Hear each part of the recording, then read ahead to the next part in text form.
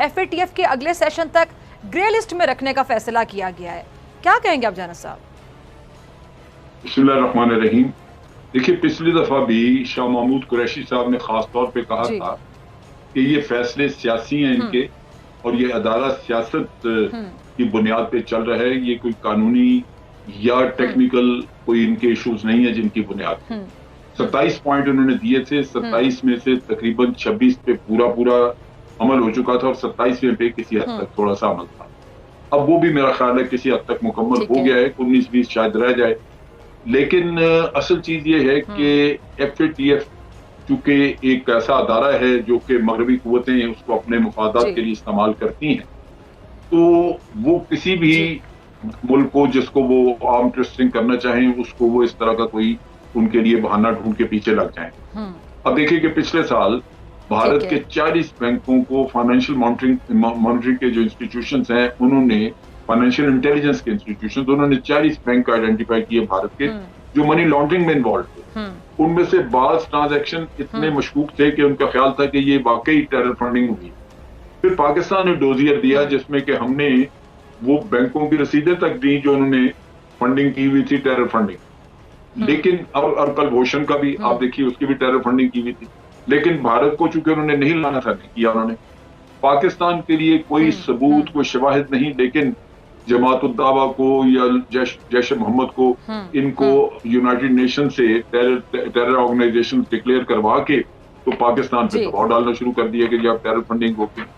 बहरहाल मैं इसको यूं देखता हूं कि पाकिस्तान ने बहुत मेहनत से काम किया, उससे हमारे अपने कवानीन बेहतर हो गए, हमारे अपनी इकोनॉमी में इसका फर्क पड़ा, इसलिए कि जो रेमिटेंसेज आ रही थी बाहर से, वो पहले हुंडी वगैरह के जरिए आती थी, अब बैंकों के जरिए आ रही हैं। आपको फॉरेन एक्सचेंज मिल रहा है और फॉरेन एक्सचेंज गवर्नमेंट के पास आ रहा है, आपके रिजर्व बढ़ रहे हैं, तो इससे फायदा हुआ है। और उसके अलावा वैसे भी टेरर फंडिंग को चेक करना हमारे लिए निस्बतन आसान हो गया।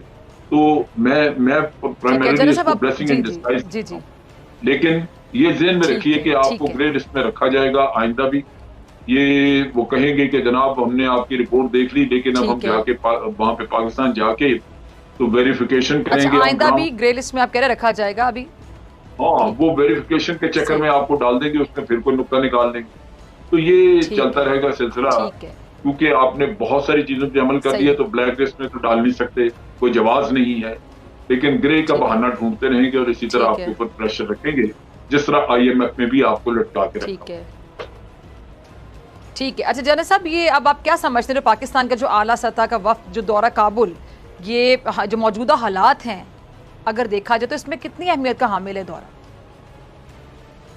ये देखिए, ये दौरा बड़ा अहम था। इसमें 2-3 चीजें, एक तो ये मॉस्को में जो कॉन्फ्रेंस हुई उसके फौरन बाद शाह महमूद कुरैशी गए और कुछ वहां पे जो डिसीजन वगैरह हुए। एक्चुअली 2 तरह की प्रॉब्लम्स हैं, एक तो इंटरनेशनल कम्युनिटी के हैं जो कि इंक्लूसिव गवर्नमेंट और वो ह्यूमन राइट्स, ये वो चीजें।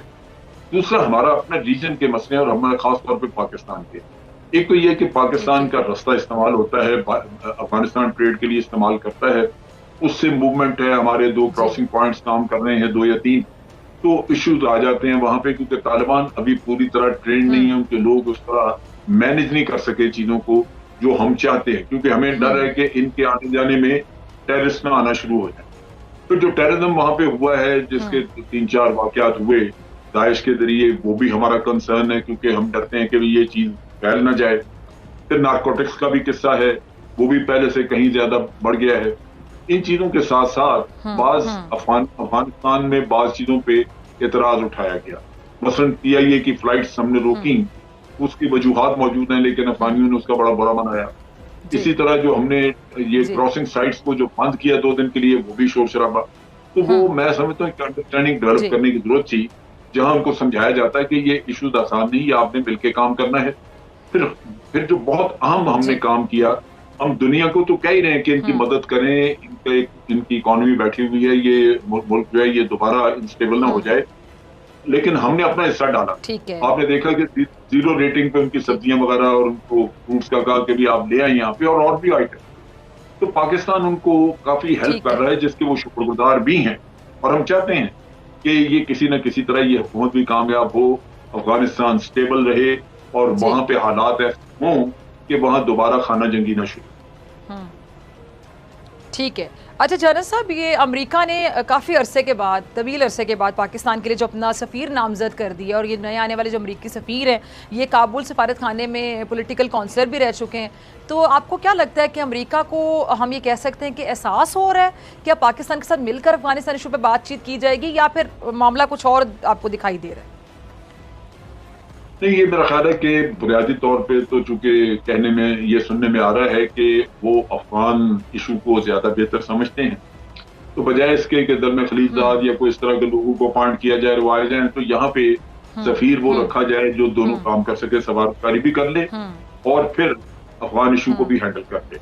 तो ये बात तो उसकी वजह से दिखती है। लेकिन असल चीज जो है इसमें वो है पाकिस्तान को कायल करना, जहां वो हमसे एयर स्पेस को मांग रहे हैं कि जी इसमें से हमें एयर स्पेस में से हमें अपने ड्रोन गुजारने हैं, उसकी इजाजत दें, प्लस वो यहाँ पे इंटेलिजेंस शेयरिंग वगैरह को नया सेटअप लगाना चाहते हैं। ये चीजें हैं, ये अगर उनको किसी और मुल्क से मिल गई, मिसाल के तौर पर उनको ताजिकिस्तान से मिल जाती हैं या उनको यही फैसिलिटी उज्बेकिस्तान से मिल जाती है, तो फिर वो शायद पाकिस्तान की थोड़ी बहुत जो जरूरत है वो भी खत्म हो जाएगी।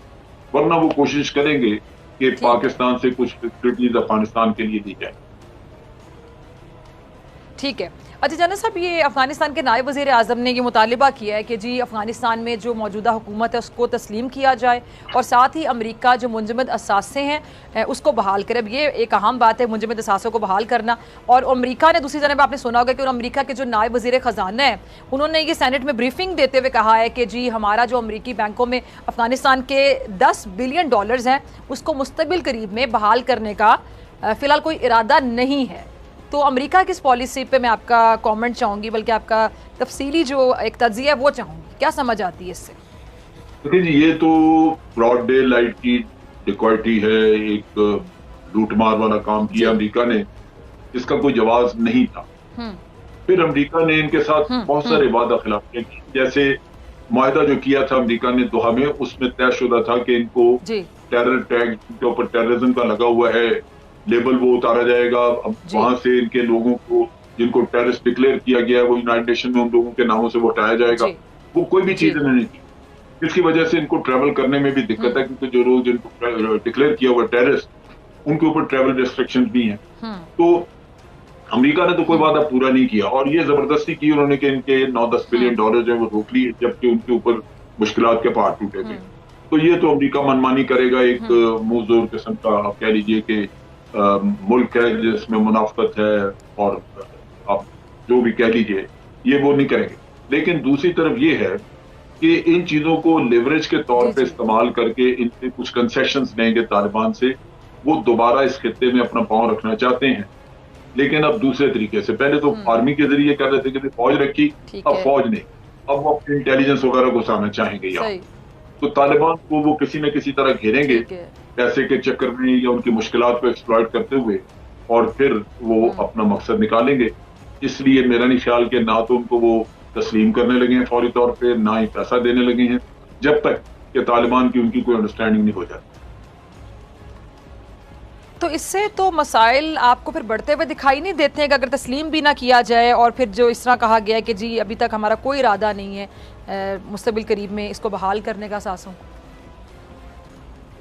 देखिए, वो तब हो अगर दुनिया में बाकी मुल्क, मिसाल के तौर पे पाकिस्तान और जो खिते के मुल्क हैं 6 दूसरे, Russia, China, Uzbekistan, Tajikistan, Kyrgyzstan वगैरह, अगर ये सारे तस्लीम कर लें, ईरान भी कर ले, तो अमेरिका का फिर वो ना करना जो बड़ा फिर बेमानी सा हो जाता है। लेकिन उन्होंने दुनिया को इस तरह प्रेशराइज किया हुआ है कि कोई भी इनको तस्लीम नहीं कर रहा, लिहाजा वो अमेरिकी इससे फायदा उठा रहे हैं अपनी इन्फ्लुएंस की वजह से। तो तालिबान तो तभी बार बार लोगों को कह रहे हैं, दुनिया को कह रहे हैं कि जी आप तस्लीम करें, लेकिन यहाँ देखिए कि चाइना या रशिया तक जो कि अमेरिका के खिलाफ हैं वो भी तस्लीम नहीं करते, क्योंकि उनको भी ये फीलिंग है कि इस वक्त तक अफगान हुकूमत ने अपनी लेजिटिमेसी इंटरनेशनली एक्सेप्ट नहीं करवाई। दूसरा ये है कि ये नहीं कह सकते कि ये रिप्रेजेंटेटिव गवर्नमेंट है, क्योंकि ये इलेक्टेड नहीं थी।